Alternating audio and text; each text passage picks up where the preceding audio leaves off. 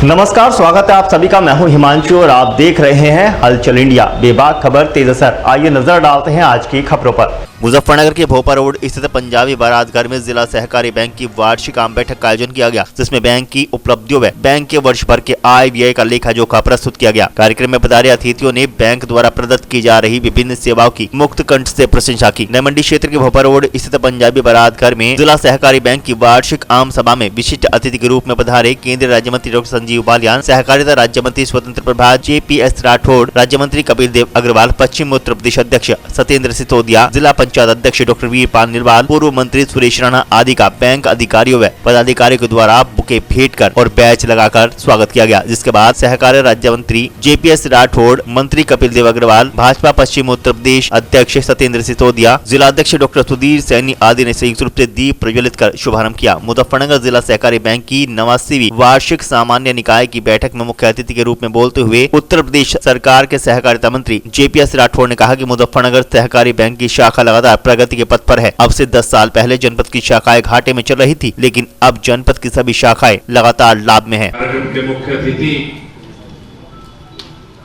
आदरणीय JPS राठौड़ जी,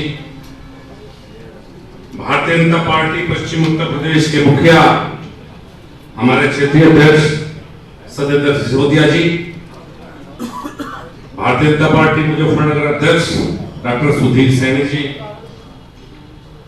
बड़े भाई प्रदेश सरकार के मंत्री कपिल देव अग्रवाल जी, कोई बात नहीं, अरे बात कोई बात नहीं, पूर्व विधायक तेजिंद्र निर्वाल जी, उमेश मलिक जी, विक्रम सेठी जी, प्रमोद उठवाल जी, पवन तरार, राजपाल भाई, हमारे सोम साहब, हमारे क्षेत्रीय अध्यक्ष, मेरे दोनों पूर्व अध्यक्ष सैनी साहब, और मुजफ्फरनगर जिला सहकारी बैंक की AGM थी, जिसमें हम सब लोगों का यहाँ पर रहना हुआ है। मुजफ्फरनगर की जिला सहकारी बैंक बहुत ही अच्छा काम कर रही है और इसने कुल लाभ 34 करोड़ का कमाया है और खर्चे निकालकर भी 11 करोड़ 27 लाख का लाभ इस बार से आया है। और इसी प्रकार से एक प्रेरणा की बैंक है ये।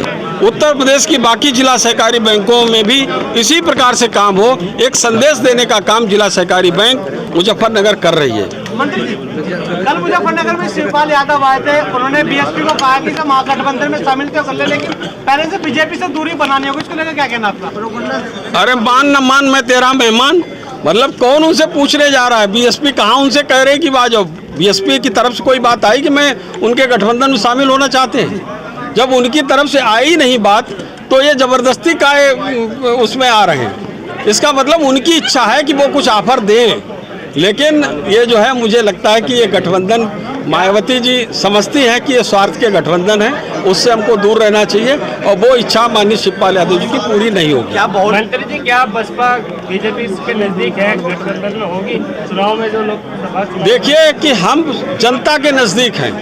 पूरी उत्तर प्रदेश की जनता, देश की जनता माननीय नरेंद्र मोदी जी के नेतृत्व में और उनके आशीर्वाद दे रही है और नरेंद्र मोदी जी सभी की चिंता कर रहे हैं। उत्तर प्रदेश में माननीय मुख्यमंत्री योगी आदित्यनाथ जी ने जिस तरीके से जनता से जुड़ाव रखा है, तो हमें किसी प्रकार के किसी से गठबंधन की जरूरत नहीं। हमारा गठबंधन जनता से है। जिस तरह संसद भवन में चूक हुई है, उसको लेकर क्या कहना है आपका? देखिए, चूक तो हुई है, लेकिन उसके किस तरह से लोगों को वो करना चाहिए, इससे पहले भी बहुत सी घटनाएं हुई हैं, लेकिन उसमें जिस तरीके से हमारी मशीनरी ने काम किया है, निश्चित रूप से बहुत अच्छे ढंग से काम किया गया।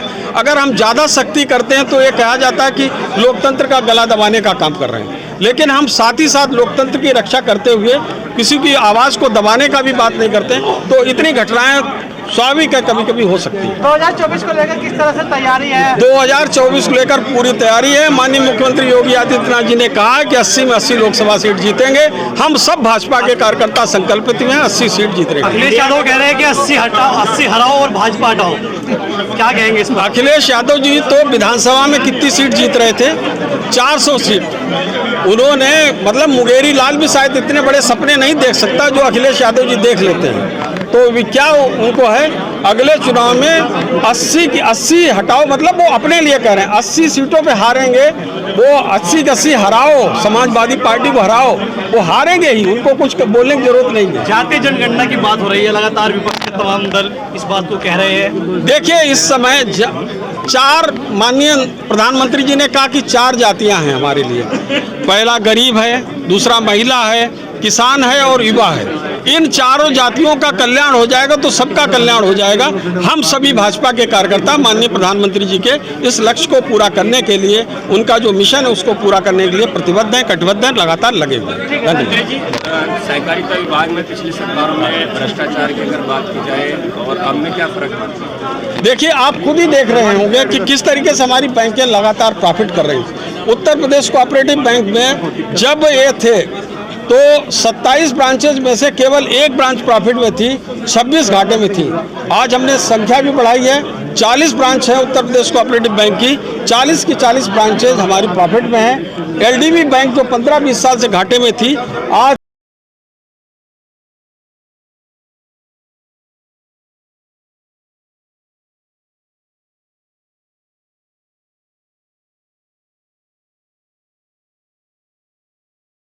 वक्त हो चला है आपसे विदा लेने का। कल फिर होंगे हाजिर कुछ नई और ताज़ा खबरों के साथ। तब तक के लिए दीजिए हमें इजाजत। नमस्कार। देखते रहिए हलचल इंडिया, बेबाक खबर तेज असर।